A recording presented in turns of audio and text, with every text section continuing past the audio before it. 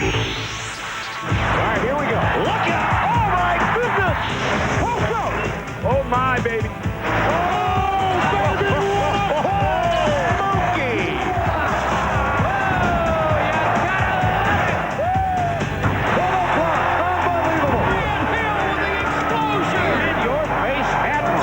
Check him out. Oh, man. Here it is. Player, there you go. Oh, you gotta love this. We tip things off by taking you into the action with a look back at some of the events that made the '98 season so special. Mike Dunleavy and his Portland Trailblazers played host to Danny Ainge and the Phoenix Suns in a November game that turned out to be the longest contest in over 10 years. And this battle wouldn't end until both sides showed their flair for the dramatic. Sabonis with 2.7 seconds ties the game. You gotta be kidding. In the second overtime, Rex Chapman looked to send this thriller to a third overtime. There it is. All right, look at this. The Suns finally prevailed in the fourth overtime. A full overtime thriller here at the Rose Yard. Meanwhile, at the Palacio de Deportes in Mexico City, the Houston Rockets and Dallas Mavericks were preparing to make history. And the first ever NBA regular season game in Mexico is underway. And the fans of Mexico City would not be disappointed. Teams proved how exciting NBA basketball is in person. The game would be decided in the final moments with the Rockets squeaking out the win. Eddie Johnson gets it away against the shot clock. A cold-blooded three by Eddie Johnson. Well, the crowd was terrific. It was great to come here. I had never been there before. And it gave us great energy and enthusiasm. Thank you, Mexico City. In Dallas, Mavs forward A.C. Green made some history of his own as he broke the record for most consecutive games played. A.C. Green now officially has played in his 907th consecutive game. From Iron Man to injured man, teams were forced to play long stretches without their superstars. Ewing down low, goes down hard, and Ewing in a lot of pain on the baseline. New York's Patrick Ewing was forced to miss 62 games with a broken wrist, while the Bulls' Scottie Pippen sat out 35 after foot surgery. Utah's John Stockton was sidelined following knee surgery, as was Houston Rockets big man Akeem the Dream Olajuwon. Orlando's Anthony Hardaway was also sidelined with multiple leg injuries. But while some superstars sat, Michael Jordan didn't miss a game, including the All-Star game, where he put on quite a show. Jordan spins into the lane, the up and under is there for him. MJ scored a game-high 23 points and captured the All-Star MVP trophy. The Houston Rockets' Clyde the Glide Drexler announced his retirement in March and was named head coach of his alma mater, the University of Houston. I think this is a unique opportunity to try and follow in the footsteps of the wonderful coaches in the past. Some players really left their mark on the NBA this season, such as Phoenix Suns forward Danny Manning, who was named the 6th Man of the Year. The San Antonio Spurs' Tim Duncan captured the Schick Rookie of the Year award, while forward Alan Henderson of the Atlanta Hawks was named the league's most improved player. Teammate Dikembe Mutombo the Defensive Player of the Year award, while the Indiana Pacers saw their leader, Larry Bird, named IBM Coach of the Year. And the one and only Michael Jordan was presented with his 5th league MVP trophy. As you know, the ultimate goal for me right now is to win the 6th championship. And with this accolade, it will not be cherished until we accomplish the 6th championship. The Chicago Bulls have won their 6th NBA championship. NBA action. Now, we take a look at the Chicago Bulls championship dynasty of the 90s. In overtime, the 1990 Eastern Conference Finals, Michael Jordan and the Chicago Bulls were unsuccessful in eliminating the Detroit Pistons from the playoffs for the 3rd straight year. We want to be where they are, but we still got our turn. We're still trying to improve our team. They were the better team, and they played better today. But in 1991, the Bulls finally got revenge with a 4-game sweep over the 2-time defending champion Pistons. Is this a team of destiny or what? In the finals, Magic Johnson and the playoff-savvy Lakers would challenge the Bulls' resolve with a dramatic Game 1 victory. Tree sealed the victory. victory. He got it. But the young and talented Bulls responded to the challenge with 4 straight wins as Michael Jordan took center stage. Spectacular by Michael Jordan. And the Chicago Bulls have won their first ever NBA championship. It's been a long struggle. We're going to be back here next year for another long struggle. Portland stood in the way of the second title, but MJ set the tone in Game 1. Here's Jordan for 3. Yes! Did you see that one? The Bulls won the series, and as the Pistons had done before, Chicago had repeated as champions. Time running down. The Chicago Bulls have won the NBA championship for the second straight season. In 1993, Chicago looked to three-peat against Charles Barkley and Phoenix, who had compiled the league's best regular season record. Now does Jordan break to the hoop and no look pass for Grant. He drives it in. His airness would average a finals record 41 points a game with the series. But it was his lesser-known teammate, John Paxson, who would sink the series-clinching basket in Game 6. Paxson going for the win. Here's Paxson. But soon after the three-peat, the franchise would be devastated.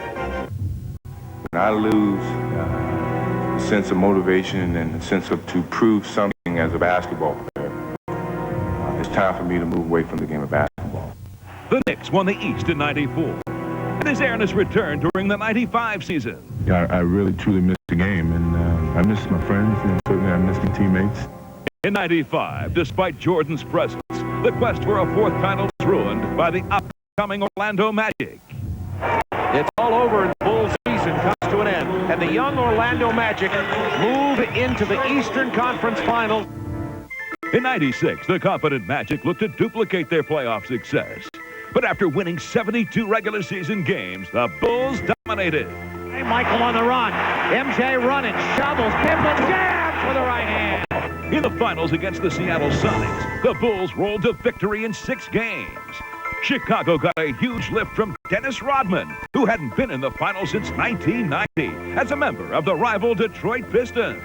After a 2-year absence, the Chicago Bulls have regained the NBA throne. Michael and the crew could only celebrate briefly.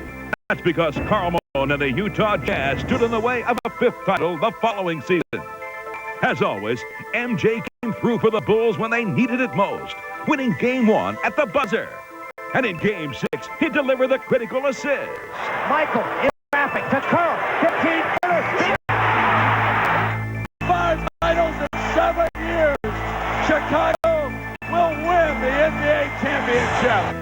The 1998 championship rematch would begin and end in the capable hands of Jordan in his quest for a 6th title. Bulls win the title. The Bulls are the world champs again. Welcome back to NBA action. Now, let's take a look at a few college stars who could make an immediate impact during the 1999 NBA season. In Choctaw. Get it to Pierce. There you go. Pierce. And now the loose ball. Jamison slaps it up ahead. Garner counted. There it is. Got it to him. Reds down low. There it is. Go to your money then. How about Olowokandi? Will that work? I guess so. And picked by Bibby. Bibby all over the basket. Guard Mike Bibby, who led Arizona to the 1997 National Championship, heads the list of future stars. And a steal by Bibby, who really laying in wait for that one. Michael Bibby is an outstanding point guard. He makes other people better, understands the game, and as he does get stronger, he'll be probably one of the better point guards in our league. Mike Bibby has a tremendous upside because he is strictly a point guard with a point guard's mentality. Within a short time, he could be among the top 5 point guards in the NBA. Johnson will defend Mike Bibby momentarily, and then he releases it. Bibby throws in the 3. Other standout guards include Larry Hughes, who was named National Freshman of the Year while averaging 21 points a game at St. Louis University. And Bonzi Wells from Ball State University. Wells picks the pocket again, and he'll throw this one down. But the most exciting newcomer could be the University of North Carolina's Vince Carter, who can dominate at both the guard and forward positions. Nice pass in. Carter! Oh, goodness. Carter. I just think he has a wealth of athleticism, quickness, speed, power, and really has an outstanding future. The University of Kansas will be supplying the NBA with two of the top forwards in college basketball, Paul Pierce and Rafe LaFrentz. LaFrentz with a spinner off the baseline. Not much you can do there. Rafe not only rebounds the basketball, but he shoots the ball well from the perimeter. LaFrentz might pop the three, and he nailed it. That's why you're All-American. Right now, Rafe LaFrentz is probably the safest pick. He's a pretty good basketball player right now. Paul Pierce, a first-team All-American, is also a quality forward who can make a sudden impact during the 1999 NBA season. Look at that great move. Look at that super move. Pierce is another kid that's very athletic, a good all-around player, probably can play several positions. He's going to be a very good pro. Here's a steal. Pierce ahead of the pack. 1998 National Collegiate Player of the Year, Antoine Jamison from the University of North Carolina, will also be one of the top rookie forwards next season. Antoine Jameson is extremely versatile. He's a competitor, plays hard all the time, so we all know he's a legitimate basketball player. Here they come on a run. Carter trying to get in position. They feed it to Jamison instead, and he'll get the jam. Michigan big man Robert Tractor Traylor is another versatile forward who can dominate down low. Traylor turning on Patterson, counted. But the biggest man of all is the University of Pacific's Michael Olowokandi, who averaged over 22 points and 11 rebounds last season. Olowokandi, count it. Do you believe it? I didn't know that was in the bag of tricks. Oh, yeah, Olowokandi's on the floor. I forgot. 3 or 4 years from now, Michael could be far and away the best player to come out of this draft. Now it's time to log on to NBA.com for some news about a hiring in Seattle. The Sonics have named Paul Westphal as their new head coach. Westphal brings a 191 and 88 career coaching record to Seattle. It's my pleasure to introduce the new head coach of the Sonics, Paul Westphal. His leadership, his people skills, his knowledge of the game, and the fact that he's one of the most competitive people alive led to this decision. It feels great. I couldn't be happier. I think it's the best job that's come available in the time I've been out. It's just a first-class NBA job. Once regarded as one of the league's most passionate coaches, Westphal gained respect for his ability to motivate. Get him off the block. Play the defense. Push him. I believe my job as a coach is to help a player become the best he can be as I'm helping the team become the best they can be. Next, some news on another head coach, Lenny Wilkens. Already inducted into the Hall of Fame as a player, Atlanta's Lenny Wilkens will be re-inducted to honor his greatness as a coach. Ladies and gentlemen, the winningest coach in NBA history. Time for our viewer email. Yohai Jordan from Haifa, Israel asks, who was selected before Michael Jordan in the 1984 NBA draft? The first pick went to the Houston Rockets, who selected Akeem Olajuwon from the University of Houston. While the second pick belonged to the Portland Trail Blazers. They chose Sam Bowie from the University of Kentucky. Then it was Michael's turn. The Chicago Bulls pick Michael Jordan. Performance. Check out this move from Michael Jordan against the Pacers in the Eastern Conference Finals. Jordan into the lane. That time Jordan was able to split the double team. They then closed it up, and Jordan was able to drive and score the easy layup. Now, a six-time NBA Finals MVP and the best clutch player playing today is holding court. Some of the people who know this game best say that perhaps you're going to be a beautiful big guard. How do you feel about that? Well, hopefully that could become true. You hate close basketball games with Michael Jordan because he can take it over. Here comes Michael Jordan on the drive, 5 seconds. Jordan on the drive, right of the lane, 18-footer. I've always been known as a player who could finish off a team. And you always want to be in control, and you always want to have the ball in your hands in those moments. Michael into the front court. Left corner shot by Jordan. Goal! I love those moments that you can go in when no one expects you to and support the team and help them win the game. Yeah, I've been subjected to that. Pippen finds Jordan. There it is. Rodman is on him, one-on-one. 5 seconds to go. Jordan off the glass. He likes to perform. That's a stage. The great players have a tendency to want the ball. From his freshman year at the University of North Carolina, when he won the 1982 National Championship, to the 1989 playoffs against the Cavaliers. Here's Michael at the foul line. A shot on Elo. Good! The Bulls win it! They win it! To duplicating the shot 4 years later against the Cavaliers. Jordan against Wilkins, lost the ball, picks it up, moves to the circle, 2-second fadeaway shot. Good! Game's over, and the Bulls win. He did it again. Michael Jordan has gotten the ball and delivered in the clutch. He led the Chicago Bulls to 3 straight NBA championships in the early 90s. And when Jordan returned to Scottie Pippen, the Bulls, and the NBA for a second time, he wore a different number. But his clutch play continued for Chicago against all opponents. Jordan for the win. Yes! He is now back! But before Michael Jordan reached his recent success, there came a test to his legend. Jordan dribbles around him. Clock is down to 12, and Anderson stole the ball. Hardaway picks it up. 2-on-1. Penny bounce past the grass. He does it!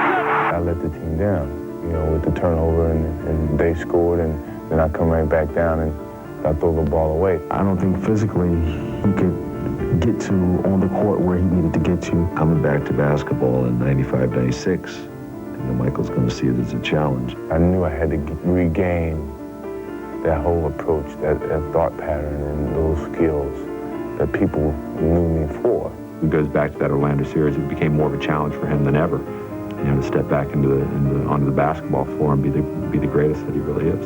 Since Orlando, Michael's been great again, winning 3 more titles. In fact, he's added to his legend in the clutch. And here is Michael. Pull up 18-footer. Yes! And the buzzer! Classic performance by the Michael Jordan. Last year, the 5th game here was, I didn't think he could top that, the performance he had in that ball game.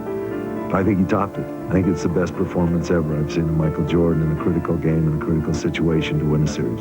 There's no one better at the end of a game than Michael. Jordan, open, Chicago with the lead!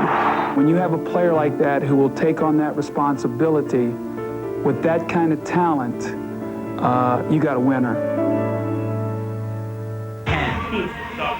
9. All right, now it's time for the top 10 plays of the year in our courtside countdown. Starting us off at 10, it's the Spurs' Tim Duncan. Man, what a finish by Tim Duncan. A fabulous alley-oop one-handed dunk. At number 9, here's the Phoenix Suns' Jason Kidd to Antonio McKnight. Ahead it comes from McKnight. Oh, my! What a play! At 8, the Bucks' Terrell Brandon to Glenn Robinson. Bucks running, 3-on-2. Brandon, drop it off. Robinson, winding up and throwing it down. At 7, it's the Warriors' Muggsy Bogues. Shot clock at 1. Bogues flips it up there. Oh, wow! What a shot from Muggsy Bogues! That was desperation. For our number 6 play, check out this hustle from Orlando's Darrell Armstrong. Darrell Armstrong dives, saves to Harper. Do you believe that?